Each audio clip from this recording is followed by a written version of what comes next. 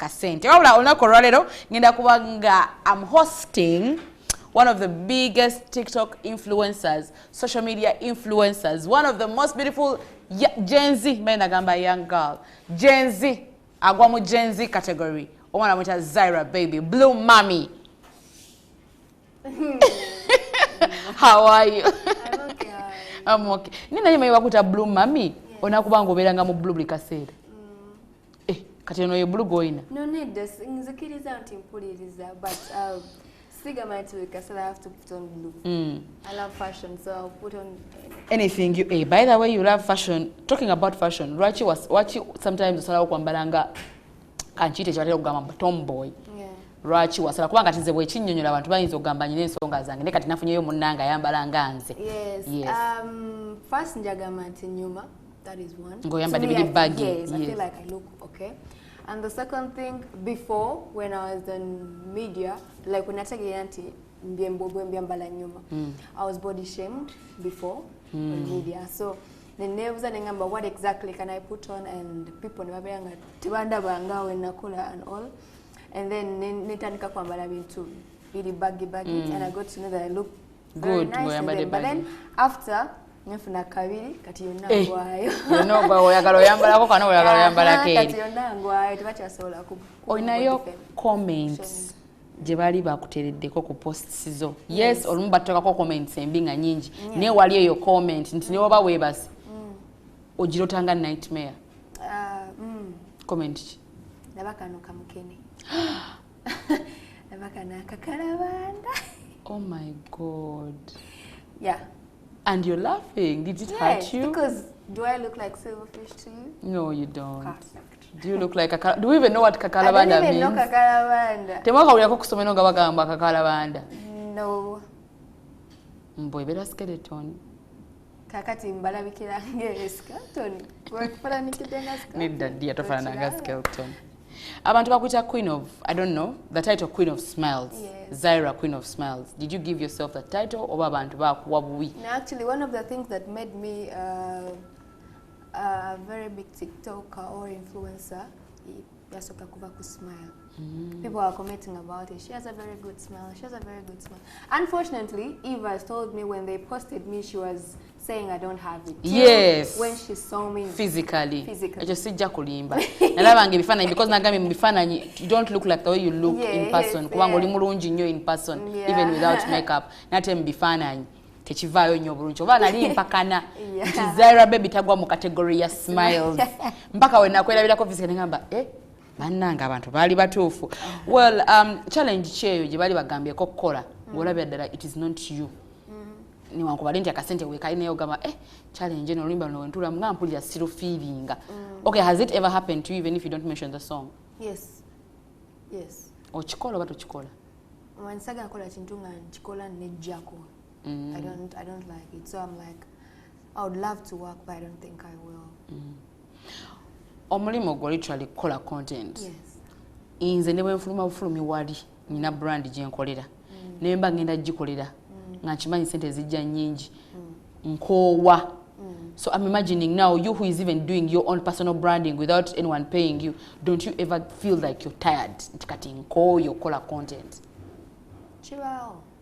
Sometimes atachi sechiba onti nkoe, but how people are treating you out there or like ngogame comments ezija chibao no gamba kati pulira mbikoe, people are not even seeing what I'm doing, you understand?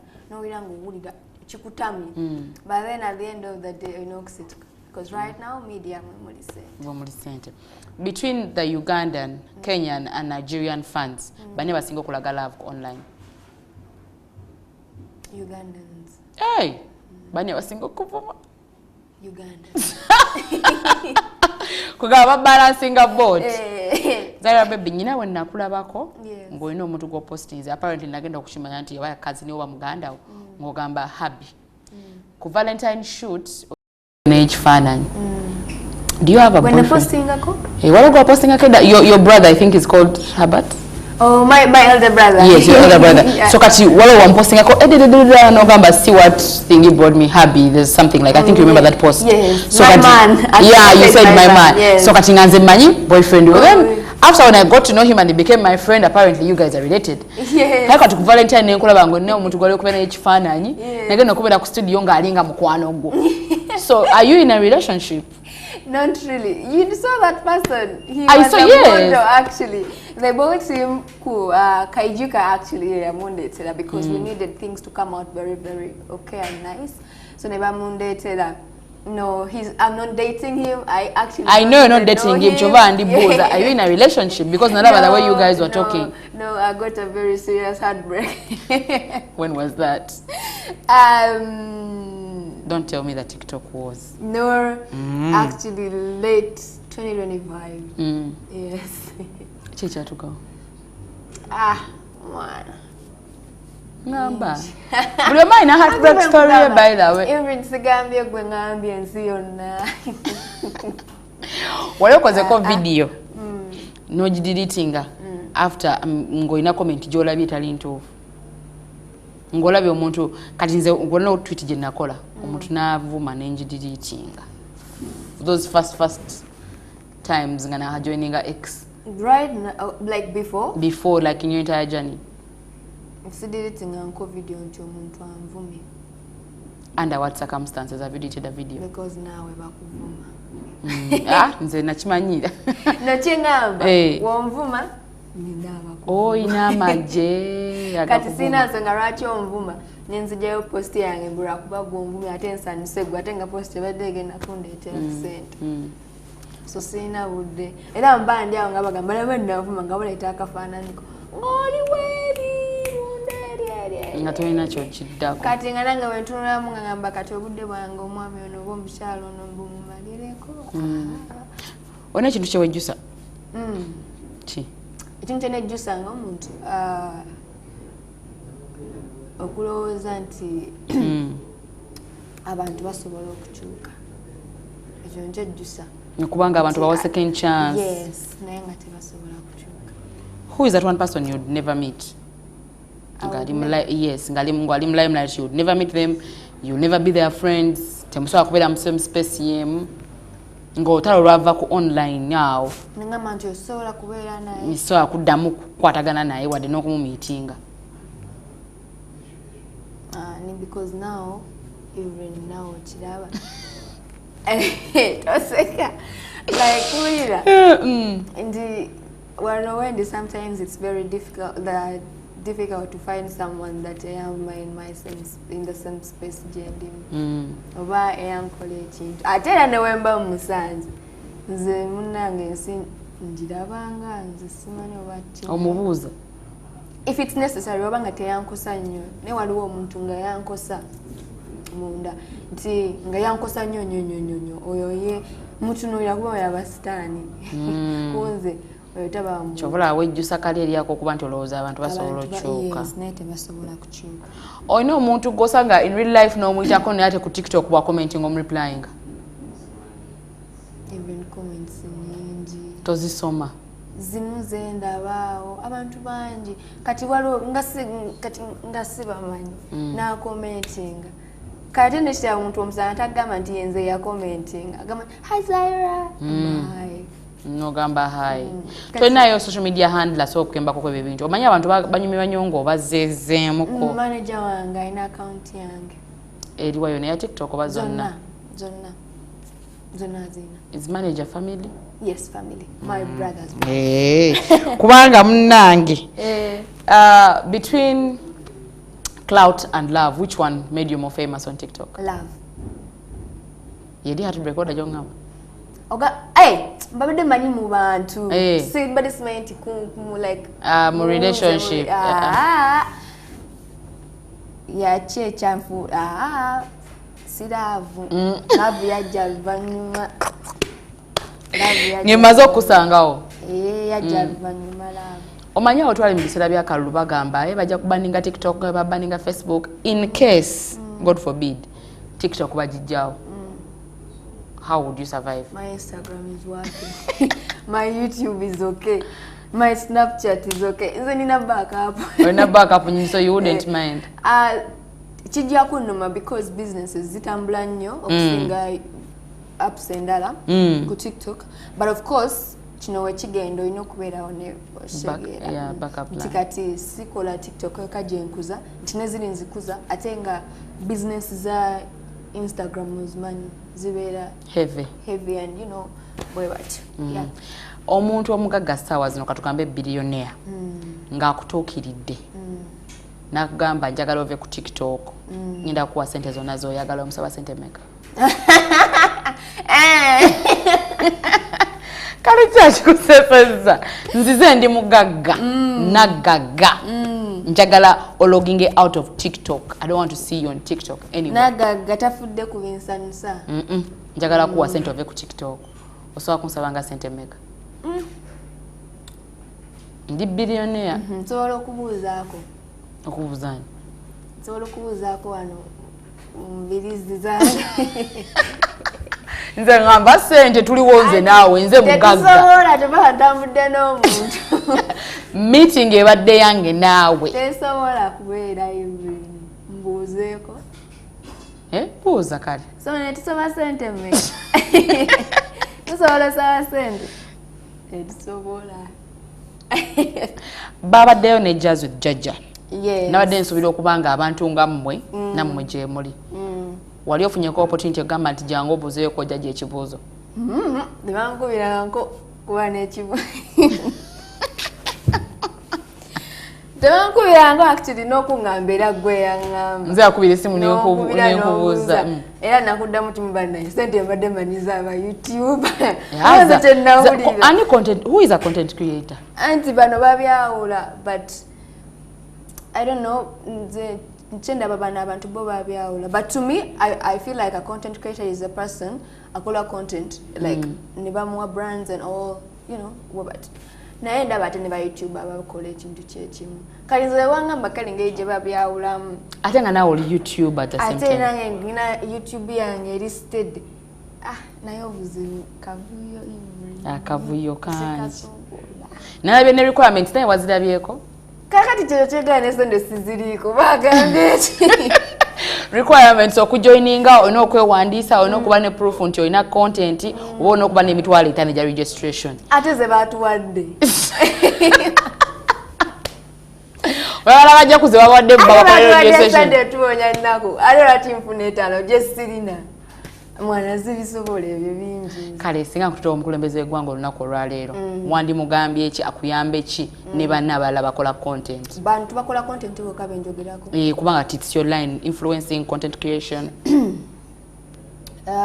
mukituufu kiri nti content tumukola but waliwo abantu nga bo bakola content waabwe yes naye nga views kale zineziba ziri waggulu naye nga waliwo abatabakola ki abatabamanyi so okufuna brands it's a little bit difficult yeah but then true. they put in a lot of work okitegera kubeera nga bafuna at the end of the day tebafuna sente nze nandisabe muzeeyi akola atya abateereka akasente buli omu bamuwa akasente ke olaba in Nigeria these guys are appreciated in the way that nti babawa ku sente government ebawaayo sometimes naye kati newaffe omwana akola content n'agwa mu mwala naye natafuna nze tenyinza ogamba nti woba basobola like just to appreciate babaweeyo naye zino ezakasuku ezo zo si zakasuku zaba content creators lwakuba nti kasuku ye yabaddeyo kazindalo wali nga bazigaba nze munange simanyi nnyo bintu byakusimba layini twaganya ebintu byakusimba layini sibisobola but sente ba sente ate sinze yayogedde kasuku ye yayogedde wadde mbogamba nti kati nsazeewo kambawo era wadde mbogamba evening sijja bbawo tunaamukuba temusobola mukuba kintu ki abantu kye balowooza kye bateebereza aba tiktok ate nga si kye muli ba tiktok fenna wamu mwenna wamu nga abantu balowooza muli this kind of thing ate nga si kye muli waliwo yangamba nti ba tiktok abalina empisa embi mweraga beera naye temweraga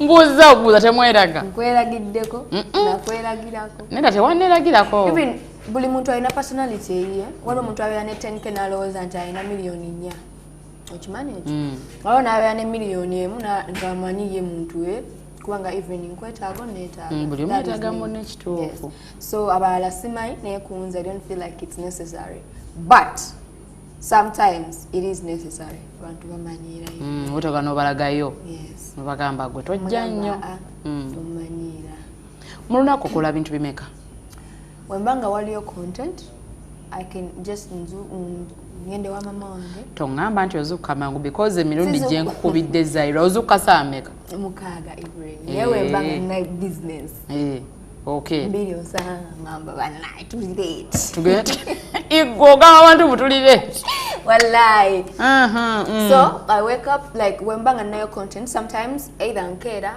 like ngende wa mama kumacha over later in the evening sorry in the evening in the evening in the me evening yes so nkera neba chali wange chagira ntu wano tugenda okwatira and then either I go see my mom or I see her after tukola content nzibi waferanga content creator wabe yasina bingi byamanyi ngwebaka sine nebaka nolaba movie nokola embeera ne mama wange okay lugambo ki lwe wali weewuliddeko n'otuula wansi n'oseka n'oseka nga bakwogeddeko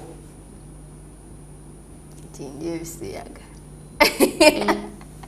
bali bakigambye gamba wallahi mama wange okufa naye naseka ate kati oli ku date anti kati soko ngamba you dating kigale anti nkugambye nafuna serious heartbreak ndi mu kuhealing okumala emyaka emeka basajja kanda bawumulamu ko nefeeko naye Zayra n'olugambo lwe nnawulira bungambe nti olina omwami ewa amatala mamayanja namwina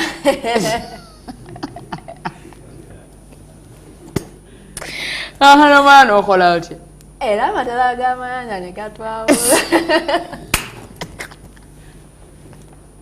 namwina Ibrahim singa gallery erinkinga saawa zino for example amasimu gaffe gonna ne gagenda ku screen kintu ki kyewandiyeraliikiridde abantu okulaba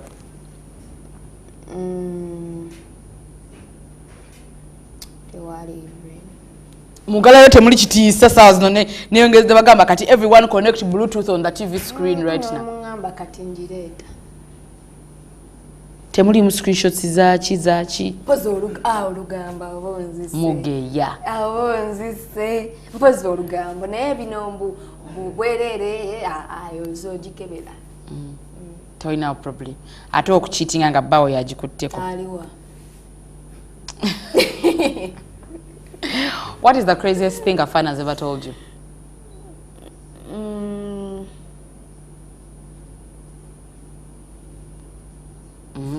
nasijjukira ninga abafana bamanyi okusirikira zi DM n'amasimu lero nabuuzaako namwenengaleba nabaniga amasimu bagaffe bagajja baganoonya ne bagafuna bakuba olunaku oyinza okufunayo essimu zo nga 6 ki ekigatta nefefe busi kubanga nze ninga eyakirabye edda kuba natandise okwogera naawe kusimika bineera museka muyimbi kigosinga okwagala Dax kituufu Dax ate omulala lwaki Dax omwagala nnyo kubanga guidance great opportunities sure bambi okujjako fefe Dax ani omulala nga si ba business nga bakyaliibo mullo yes fefe ne Dax boka babiri nyongereko abalala eyongerako abalala spice dana ate spice yakolera ki ampe emirimu ate nga takaaba